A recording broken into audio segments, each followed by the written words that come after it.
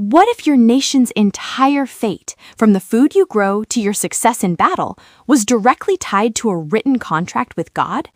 Imagine a world where success and failure aren't a mystery, but a crystal clear agreement. That is the dramatic premise of Leviticus 26. This isn't just a list of old rules. It is a high-stakes agreement outlining exactly what is expected from the people and what they can expect in return. Let's start with part 1, the terms of the agreement. Before we get to any of the dramatic blessings or warnings, the text lays down 3 non-negotiable ground rules. It is all about absolute loyalty with no idols and honoring sacred time and space. These aren't just suggestions. They basically define the entire relationship. Establishing fundamental respect at the very beginning dictates the health and survival of all future interactions. Everything else hangs on these core commitments. If the people stick to the plan, the chapter paints a vivid picture of the rewards of obedience.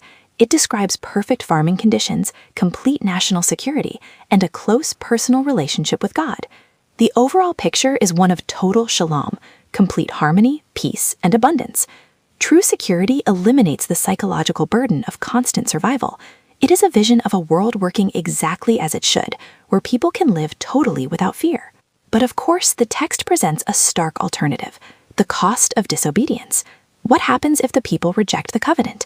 The consequences are severe, and what is most striking is the tragic symmetry of it all. The punishments are the exact opposite of the blessings. The promise of peace inverts into sudden terrors. Losing a blessing is psychologically more devastating than never having it at all. It is a perfect mirror image reversal, showing exactly what is being lost. This is where the chapter introduces a crucial mechanic, the escalation clause. If the people keep disobeying, the punishments don't just repeat, they intensify in a terrifying spiral.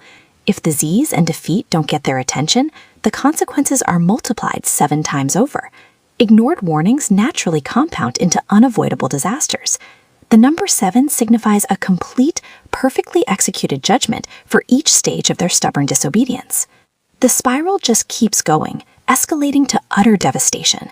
It multiplies again, leading to war and a famine so severe that the text describes 10 women having to share a single oven.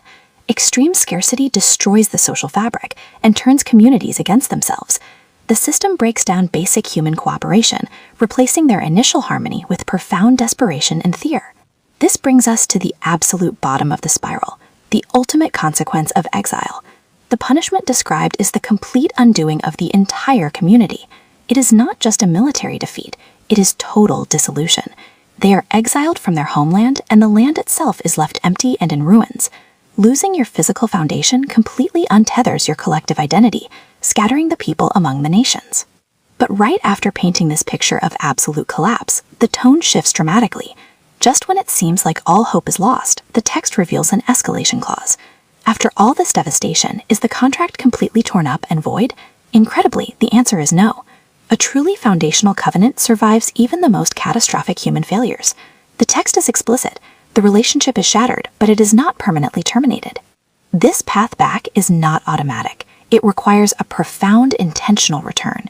It is about humbling their stubborn hearts and confessing not just their own actions, but the actions of their ancestors. Acknowledging generational history is the only way to break a cycle of trauma. The hope for return isn't based on the current exile generation's merit, but on a prior historical commitment God made with their ancestors. Leviticus 26 presents a worldview of radical clarity and consequence, complete with clauses for blessing, escalation, and restoration. This ancient blueprint leaves us with 2 powerful questions to ask ourselves today. How does the idea of a predictable cause and effect universe shape your own sense of justice and personal accountability? And what are the foundational contracts or core values in your own community that, if completely broken, would lead to your own version of exile? Take a moment, breath, and let them sink in.